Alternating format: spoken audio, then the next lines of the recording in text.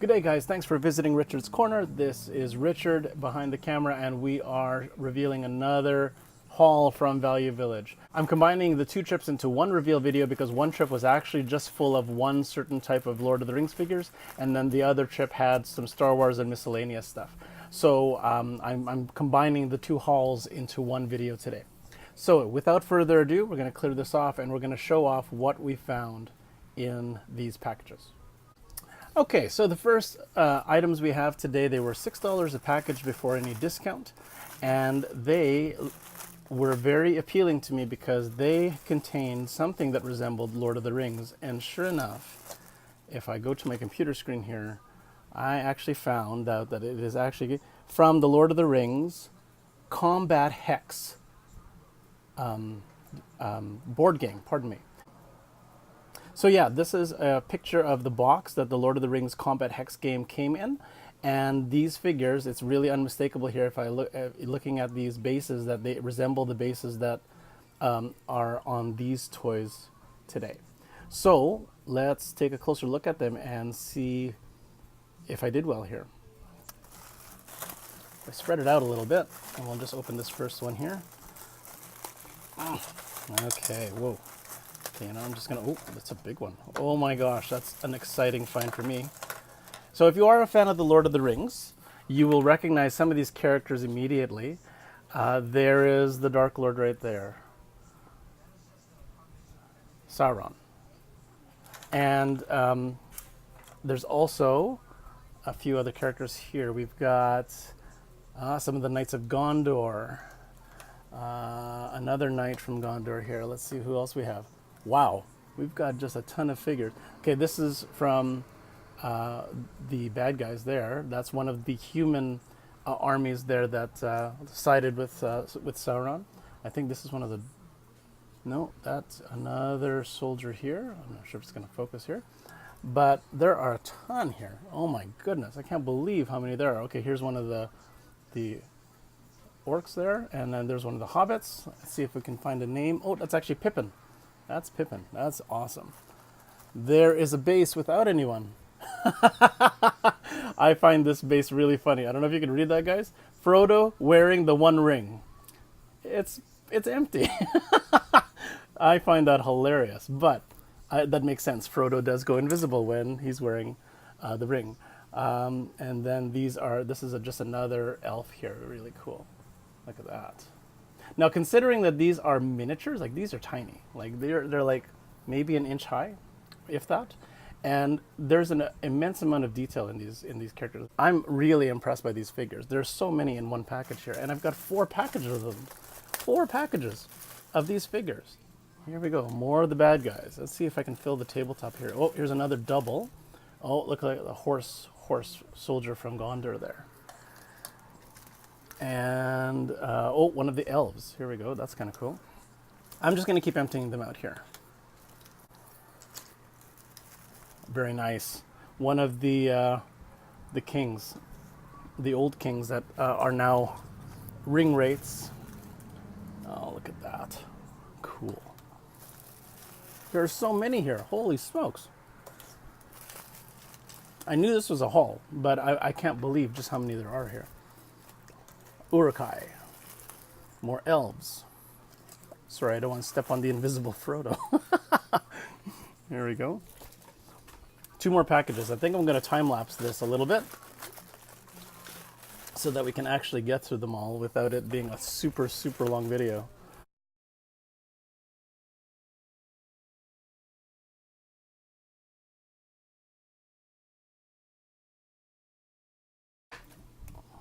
Holy smokes. Okay, so look at that. That is awesome. One of the wolves, the wargs, pardon me, ridden by one of the goblins there. That is pretty awesome, actually. That's a really cool figure.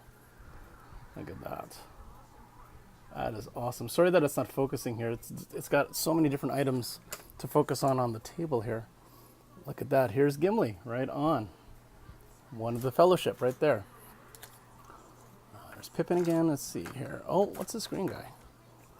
There's a green guy, and if I look at the label here, He is an oath breaker. Oh, okay. So in the Return of the King, when Aragon goes into the lair of the oath breakers, the people who betrayed their king before, the only way that they could be freed of their eternal prison is for them to help Aragon in the battle at Gondor there. So it's pretty exciting.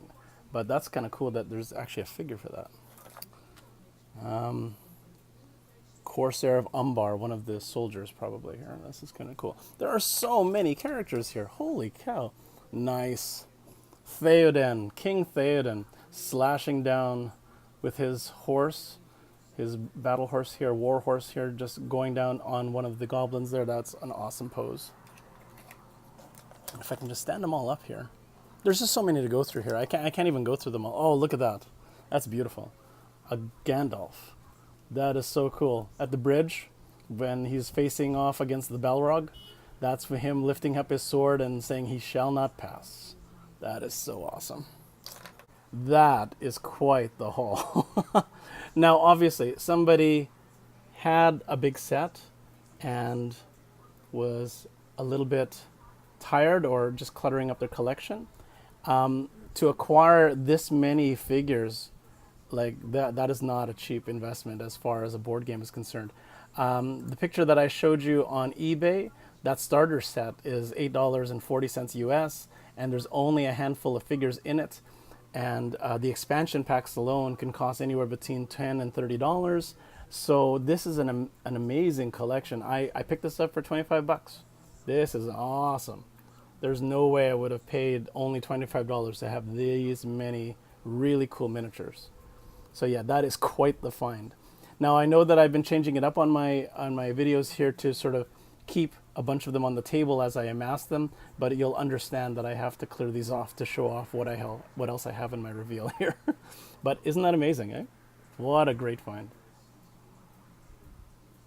Okay, now that we've got all that cleared out here, I'm going to show off another single figure that I got. Now, I'm a big fan of Spider-Man, actually. And the whole legend with Spider-Man, is, like the whole storyline is great. That meek and humble Peter Parker that's kind of a misfit in school and gets bit by the radioactive spider and then becomes a hero that tries to do some good in his little corner of the world. And throughout his adventures, he eventually runs into the symbiote in the Secret Wars, where he becomes the black-suited Spider-Man, and then the symbiote actually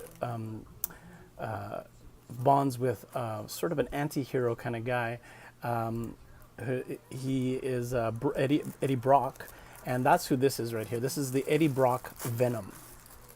Now, I did some research on this before doing the video today, trying to maybe put a little less mystery to these figures than I have in my past videos. Now, Eddie Brock here, this is actually a figure way back from 1995, apparently, and it's from the animated series of Spider-Man. Look at the gigantic lats on this guy. He's huge. He's not very weighty, but he's just a gigantic figure. On the screen here, I actually have some information about it. Here's the Spider-Man animated series Venom 2 unmasked figure. He's selling it out of the box for $16. This is on actionfiguresandcomics.com. But it comes with, if I have my cursor here, it comes with a mask. And it's too bad that it doesn't actually have the mask available with this figure. But I don't think I did badly here finding the figure by itself. I think the package itself only cost me $5. So it's actually quite a good find. Again, I don't usually worry about value, but I mean, when you're thrift shopping and you're trying to get something for less than retail, you'll quite often find these older figures, donated away because they just don't really need them anymore. But for you to find an older figure like this and add it to your collection, it would cost you, a little bit of a collector's price to find it. So I find it very fortunate for myself to add this to my immediate collection here and have Eddie Brock join the rest of my Spider-Man figures in my collection. So pretty awesome. Now, in the vein of looking for figures, I mean, I got very fortunate finding, this is just a handful of the Lord of the Rings figures, but I spied with my little eye a couple of stormtroopers in this package. And I wondered what that might be.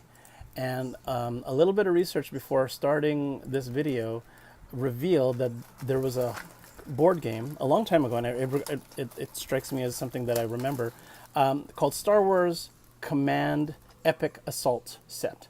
And if I go on my computer here and I show you this package here, if you see it. So this is from the Star Wars Rebels animated series. And you can see some of the main characters here. And the reason why I'm pretty sure that that's what these pieces are from is because I think there's actually a little chopper in here. So let's just open up this package here and see what we have. There's a lot of other miscellaneous stuff in here that I'll also go over, but here's that little chopper. Look at him. Now, I'm a sucker for the droids. I'm really a fan of the droids here. I'm trying to hope that it focuses here, but obviously not here. So that's Chopper. That's the droid from the Rebels series. Here's one of the Imperial Guards here, as well as the Stormtroopers. Very noticeable Stormtroopers. I love the monochromatic look of them, even though they're molded figures. I'm going to just put all the miscellaneous stuff on the side here. There's a lot of actually army stuff in this package here. Oops, I'm just going to knock everybody down here. There's another TIE fighter pilot, but then there's this toy plane and a net of some sort, and looks like a battleship of some sort here. I'm just going to dump this out so that we can take a closer look at this reveal here. Okay, so I can see a few Star Wars Command pieces here, and some army guys. I'm not sure who that is. Okay, here's a paratrooper there, and then we've got some generic army guys. Another paratrooper here, and hey, look at that. That's not just any Jeep. That's Sarge from the Cars series. Look at that. Hey, that's a keeper right there. And let's see some more generic guys here. Oh, that's another pilot there. Okay, so my big focus obviously is on the Star Wars stuff and Sarge. That's actually a cute find. These generic ones, you know what? They probably will go back to the donation bin for me. I'm in thrifty collecting. I mean, I have to pick and choose what I want to keep and what I'll immediately, donate. Some of these things are very generic.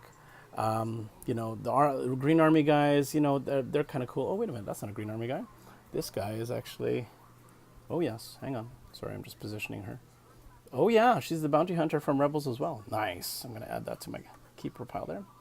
But when you're thrifty collecting, I mean, you're often going to find a bunch of extra stuff that maybe you're not going to want. And that's just normal. Same thing over here. I've got some planes and another paratrooper with the parachute there. There's a battleship. And then this is a Star Wars spaceship, but it's just a plastic one, and it looks like it's missing the mount. I think it's part of the Star Wars Command game now that I think about it, but it doesn't have the stand. That's what that circle's for. So maybe it will be kind of a keeper here. And then this is actually a Rebel symbol, but I'm not sure what that is for. Oh, you know what? Now that I'm looking at the picture, I think it's actually part of this. And there's actually a plastic mount that's missing that would help it travel across the table. So that's kind of neat. So I will concentrate on the Star Wars figures for now. Sarge, excuse me, buddy. I'm going to get you out of there. Oop. I am keeping Sarge, but yes, this is the reason that I picked up this package. Look at the detail on these guys.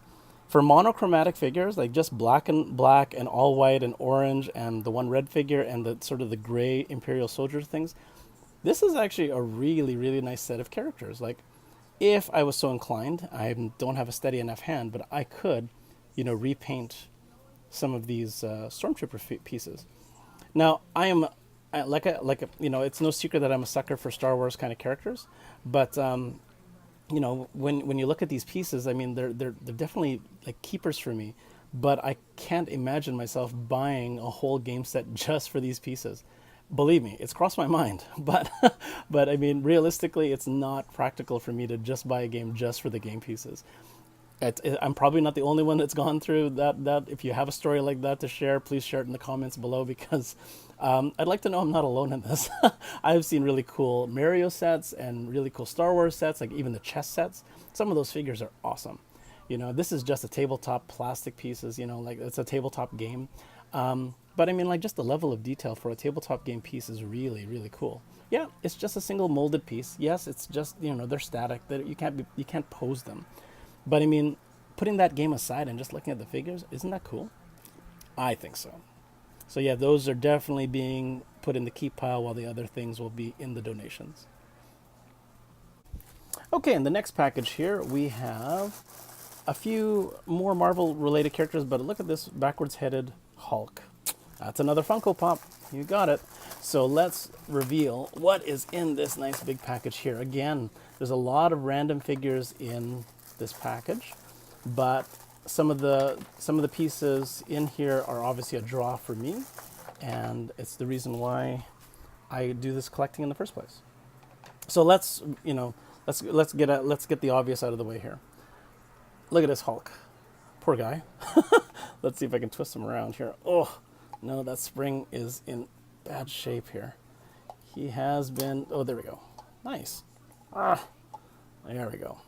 Okay, so this Hulk is one of the first Hulks that was released on for the Funko Pop series. It's not entirely sought after. It's got the classic, you know, purple pants from the comic book. I'm just gonna move this stuff out of the way. A little bit of scuff marks here, so it sort of devalues right there, but that's okay. You know, for a really cool figure, for a display figure, this is just fine by me. I love this guy. A lot of personality in his stance here, and actually the spring being turned around and me turning his head like that actually works in my favor, in my opinion, because now I've got a posed kind of Hulk, not just a generic, you know, facing forward kind of guy. So that looks really cool. I think it's going to sit on my tabletop along with my World War Hulk there from the Thor Ragnarok movie there. So that's going to be cool.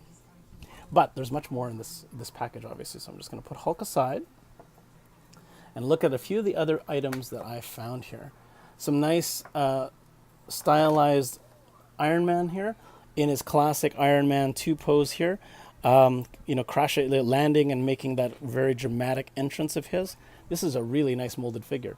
I'm just looking at it. It's 2013 Deco Pack. Not sure. Is it a cake topper? I don't know. But you know what? This is an awesome display piece right there. I love the detail on him. Very, very, very detailed, actually, if you think about it. It's molded. It's static. It's not a posable figure. It is in its pose. But actually, if you look at one of my other reveal videos, this is actually the same pose that Bumblebee is in for the nightlight that I got. So yes, and if you don't know about that, please check out my other follow-up video, and you can find out a little bit more about the Bumblebee that I found in my second or third video. But yes, this Iron Man is probably from Iron Man 2, I think. And look at that pose, though. That's just amazing. So that's a keeper for me for sure. Another Galactic Heroes Star Wars figure. This is Mace Windu with his awesome purple lightsaber. I don't know if you know the story about that, but he actually asked the director whether or not he could get a purple lightsaber because he thought it'd be cool. And the director said, yeah, absolutely, why not? So very Samuel Jackson, and his character has made it into the comics and into the animated series with this look in mind. Again, the Galactic Heroes series are geared towards a younger crowd, but I do like that he's got a semi-serious face. He's not like all smiley, but you know, the force push hand there and him in his ready to battle is kind of cool. Let's see, what else did I find in this package that I would definitely keep? I also found this guy in that package full of guys, and I am a sucker for cloth capes. Why do I like cloth capes over the plastic molded capes? Well, they do call it an action figure, quote unquote, and I find that the molded capes really limit what you can do with the character. Not that these characters are entirely posable, but when you do add a plastic molded cape to it, it really limits how you can pose it. Whereas this, it's just flapping in the breeze from my overhead fan here. It actually, I think it just adds a little bit of more fluidity to the figure, and it just more, you know, like he didn't have a plastic cape in the cartoons; he had a cape. I think it's more true to the character that he has like a cloth cape. So this particular Superman is quite menacing, actually. He's got the red, emanating from his chest outward there. He's got the red heat vision eyes going on. I'm not sure what variant of the Superman this is. The S, I'm just noticing now, the S has a little bit more of a detail to it. It's a little bit pitted. I'm not sure if that makes sense. But the Superman logo from Superman Returns had, if you look really close at the S in the uniform, it actually had little Superman symbols making up the main Superman symbol. So I'm wondering whether or not this figure is actually from Superman Returns. Regardless of where it's from, I love the stylized look for him. Not overly proportioned like in the animated cartoon style, but very strong still, but very balanced. And so this is quite the nice figure that I found in that one. So that's pretty awesome. Also in that package, I found this guy. I think it's Manta from Batman. So it would be one of those DC heroes in the same vein as the Galactic heroes. There's another hero set for DC heroes. So this is one of them. I have to verify that though. If you know off the top of your head and you recognize that right away, please leave a comment below. So as you can see, these little guys were also included in the heroes package that I had found with that Hulk pop right there. Look at him looking style in there. So again, these generic ones, they don't speak to me as much. They're nice figures. I'll probably offer them up to the boys and see whether or not they can add them to their more generic soldier collections here. They're not badly detailed, but they're not anyone in particular to me. I don't see anything that really speaks to me as far as pop culture or movies or anything like that. They're just generic play figures. So yes, I try to collect, but I don't want to just sort of keep everything because it doesn't quite speak to me. So these ones will probably end up in the donation pile, which is okay. Again, it's part of thrifty collecting. When you go to thrift stores, you'll find things just bundled together, and you'll find things to keep, and you'll probably find things to donate.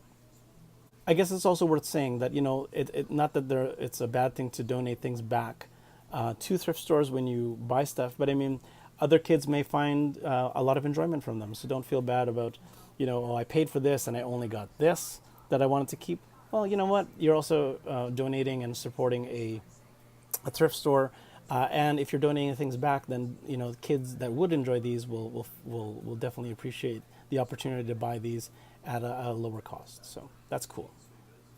So my last package here is actually full of die-cast vehicles, and a lot of them you will recognize immediately from Star Wars. So just give me a second here to get all this on the table.